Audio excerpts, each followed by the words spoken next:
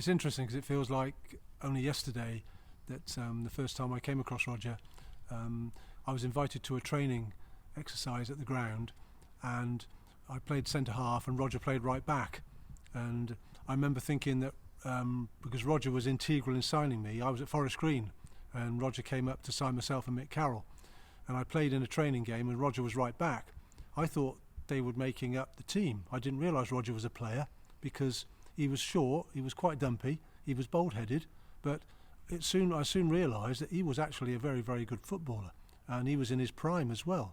And when he was 28, he looked as though he was 38.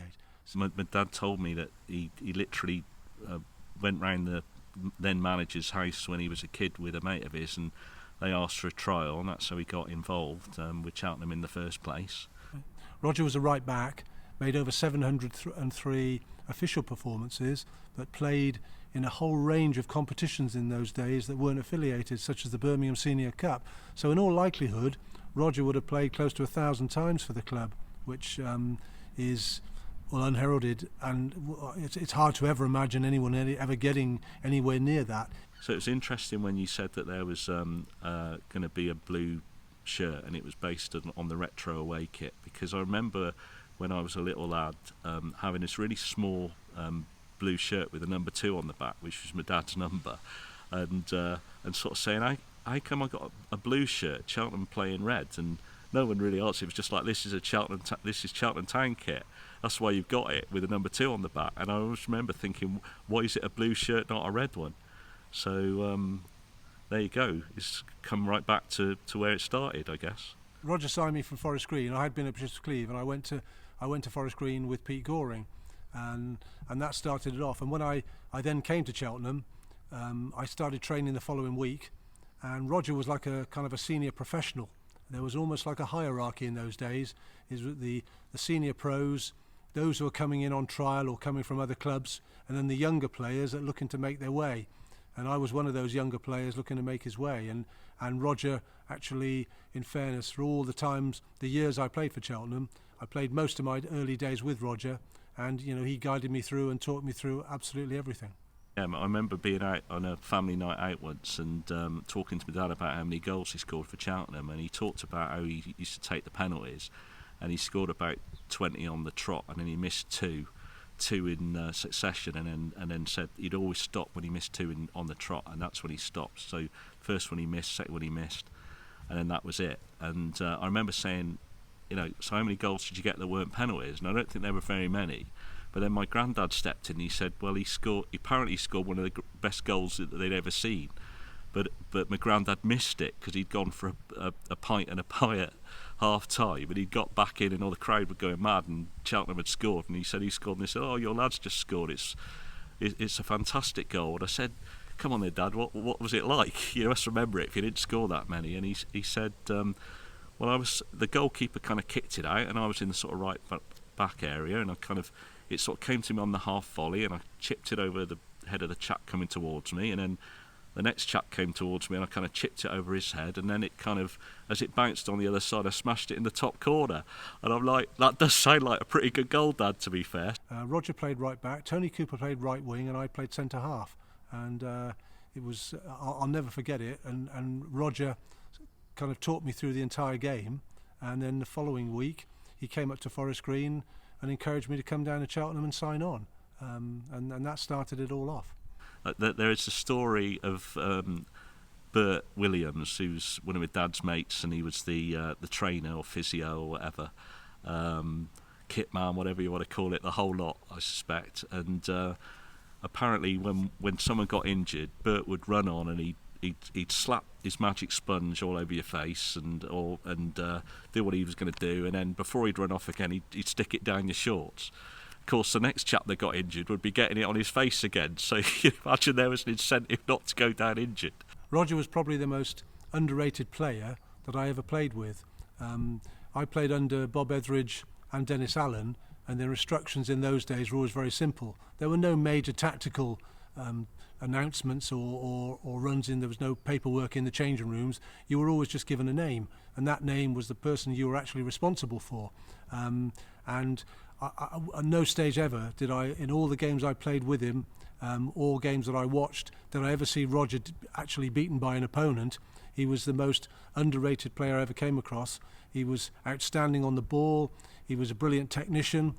He never went to ground. He was a good tackler. His distribution was exceptional. I know my mum and my dad got married on the day of a game in the morning, because there's pictures of my mum and dad coming out of the church and Bob Etheridge, who was the manager at the time, shaking my dad's hand, and all the players being round, and they've got several pictures of all the players round my mum and dad. And then in the afternoon when the match was on, there's other pictures of my mum and dad being presented with a silver cutlery set that we still use at Christmas. And I think at the time they'd been on a really good unbeaten run, and they were playing one of the sides down the bottom, and they got beat 4-1 or something like that. So of course everyone was like, how many drinks did they all have at Thorndale's wedding? And my mum and my dad have assured me the answer was none. They were very professional about it. And he always used to say, actually, he would never go out, on a Thursday night or a Friday night before a game or anything like that. And so I can't believe that they'd have been toasting at the wedding and then losing to the bottom side. I think it was probably just coincidence. He maintained his fitness. He never missed a game, and I think by his early 20s he'd played over 100 games.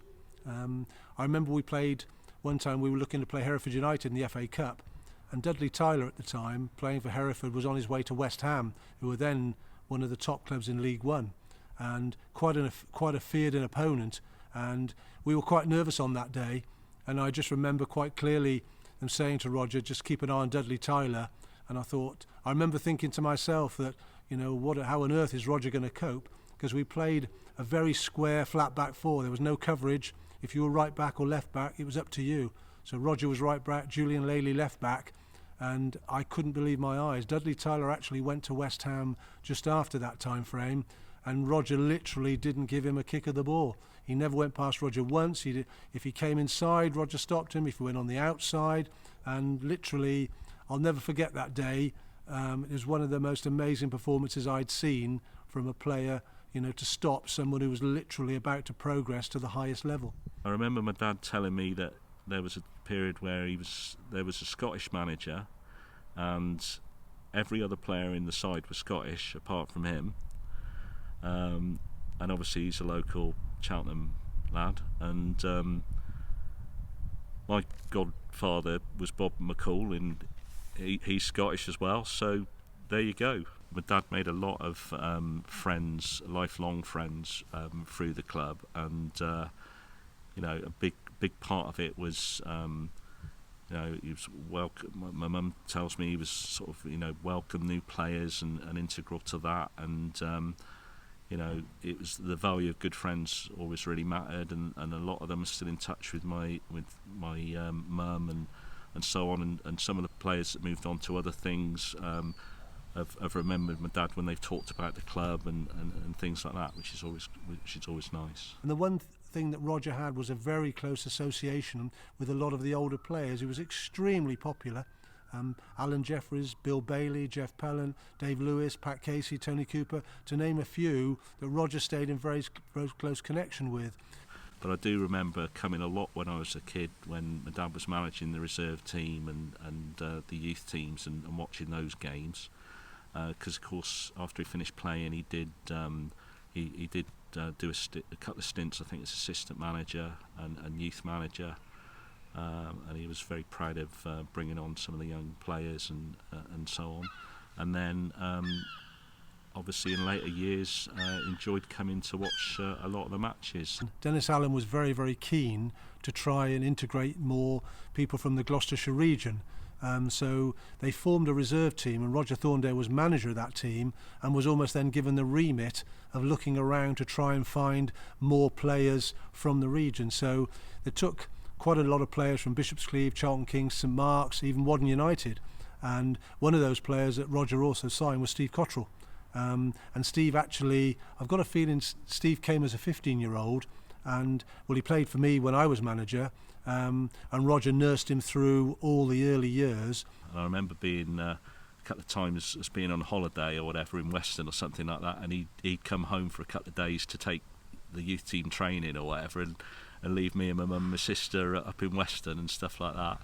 Once Roger realised that he got interesting in the coaching side, under specifically Dennis Allen, Roger then took up an assistant manager's role under Dennis, and then he also ran the reserves at the same time. And that carried on through the next couple of managerial changes. Alan Wood had Roger as an assistant manager. When I took over, I also had Roger as assistant manager, and that went on for a number of years. I read in my dad's testimonial programme that he apparently was famous for a Norman Wisdom impression. And I remember asking him what that was all about, and he used to say, "Oh yes, used to turn my jacket inside out and fool around like it was Norman Wisdom, and sing 'Don't Laugh at Me 'Cause I'm a Fool.'" I know we played that at my dad's funeral, and Alan Jeffries was apparently in bits and so on when that happened, and so on, because he'd remembered it and everything. And I know my dad, my mum tells me my dad was always sort of welcoming new players to the club and so on, and I know my mum and dad have got a lot of lifelong friends because of that. And she was telling me that there was always someone or other who was sleeping on the sofa or whatever who might be new to the club. But before he died, I was like, why don't you go to some more games and all the rest of it? And he said, "Oh no, I will when I'm well," and everything. So it's been great to see them go on and win the league and get promoted and all the rest of it. It's just a shame he wasn't around to see them. But a long association with the club, one way or the other.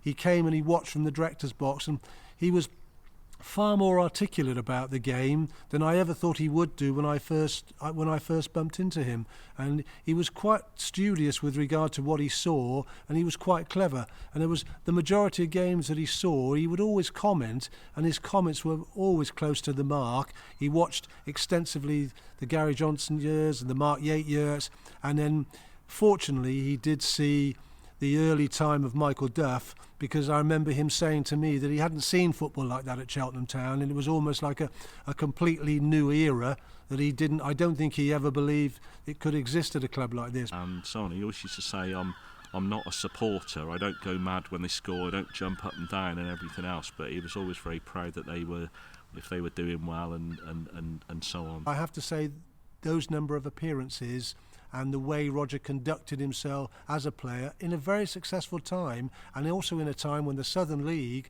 was virtually the football league with regard to the players playing in it, I would be hard pressed to say there was anybody that would, be more nominated for, the kind of the most influential player since the 60s anyway.